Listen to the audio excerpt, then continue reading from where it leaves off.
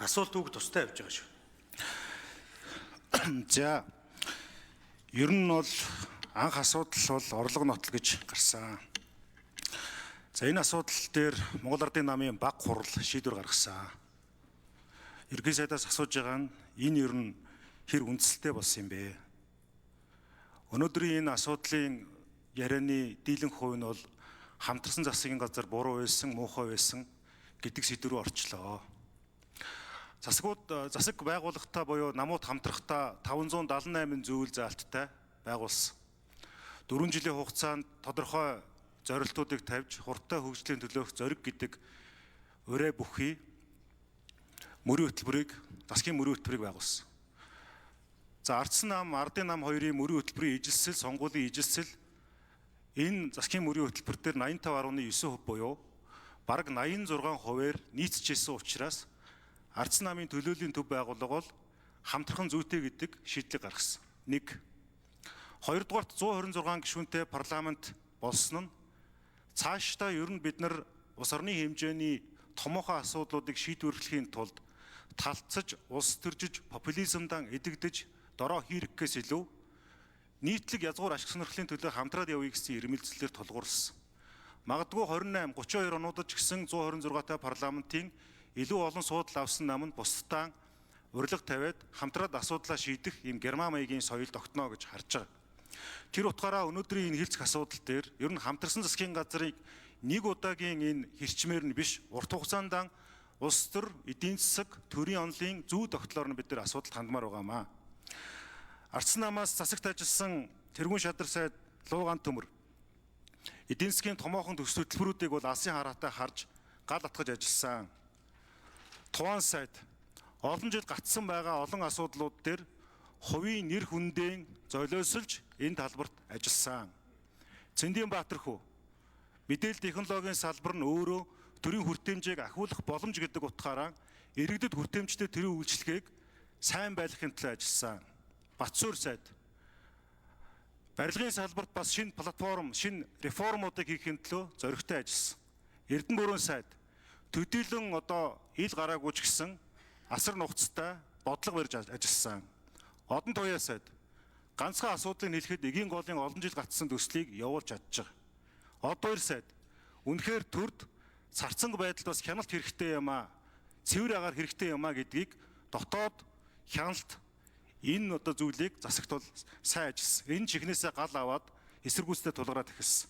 Алтан гэрэл сайд шудраг осыг сахиулах том санаачлалуудыг гаргаж хүний эрхийн багц хөтөлбөрүүд, хуулийн төслүүдийг оруулж ирсэн. Тэгэхээр энэ ардсан нам засагт хамтрахаараа улс оронд сөрөг үр дагавар бий болгочлоо гэсэн PR-ыг та юу гэж харж байна вэ? Монгол Ардын баг хурлаас ардсан намыг гаргах шийдвэр гаргасан нь хэр шудраг ёсонд нийцнэ гэж та үзэж байгаа юм бэ?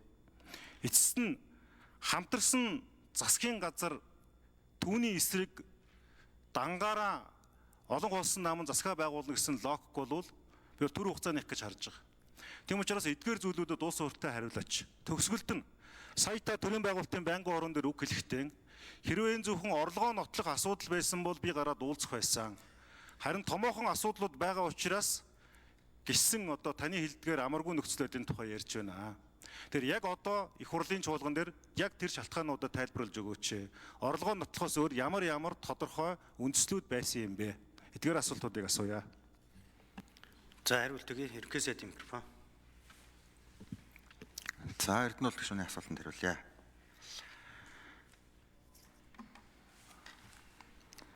За ер нь хамтарсан засгийн газар байгуулагдаад ажиллахад бол давуу олон сул талгаар тийм л. За үүнийг би бүлэг дээрээч, баг хурал дээр ч бас ярьсан. За давуу тал нь бол яг сая таны хэлдгээр үнэхээр арчсан нам болон бусад намаас томилогдсон сайд нар бүгдээрээ л кабинетын зарчмаар нэг баг болж ажилласан.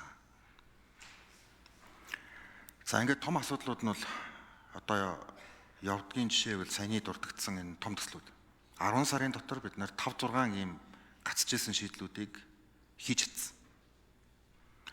Зарчмын, идеологийн, үзэл бодлын маш их тийм ялгаатай олон шийдвэрийг хамтарсны үр дүнд гаргаж чаддаг. За сул тал байна. За сул тал юу вэ гэхээр аль аль нам дотор сайд болоогүй хэсэг дээр одоо асар их хэмжээний ийм одоо далд гомдол зангирдаг юм байна. За энэ нь өөрөө одоо улмаар том асуудлууд болж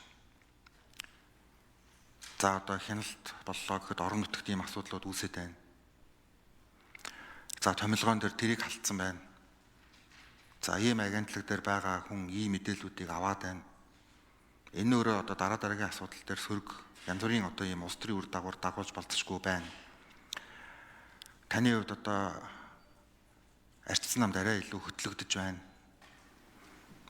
Зөвхөн л одоо 3 намын даргал шийдвэр гаргадаг болж байна. Зэрэг ийм одоо олон асуудлууд бол үүсдэг юм бэл. Энэ бол одоо суур одоо шалтгаануудын нэг. За олон асуудлууд бас одоо олон ч бас ийм одоо улс төрийн үйл явдлууд болж өнгөрсөн.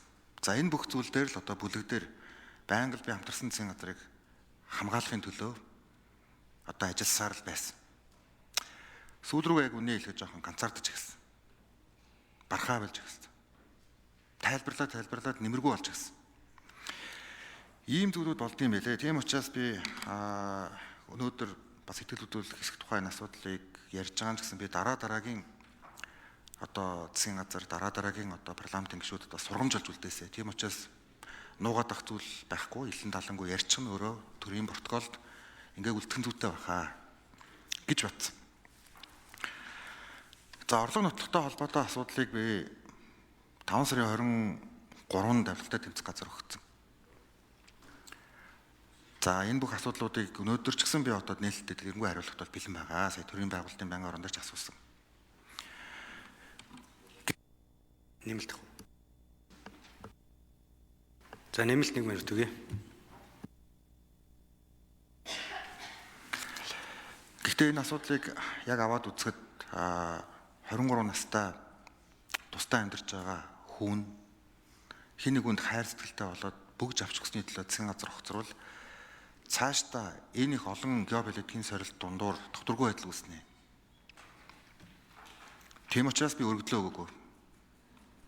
Эний цаана суур өөр асуудлууд байсан. Өнөөдөр одоо энэ олон асуултын дунд биелэн далангуул бас асуудлуудыг ярина. Тэгээ бодиттой ийм дүгнэлт нийгэмдч бай, парламентч бай дотор үлдэх нь дараагийн зүйлд одоо чухал сургамж олно л гэж би бодож байгаа. Тийм учраас хариулахад ийм байна. Арчсан намын сая нэр дурдсан сайднаар би бүгдэнд нь талархаж байгаа шүү гэдгийг бас хэлье.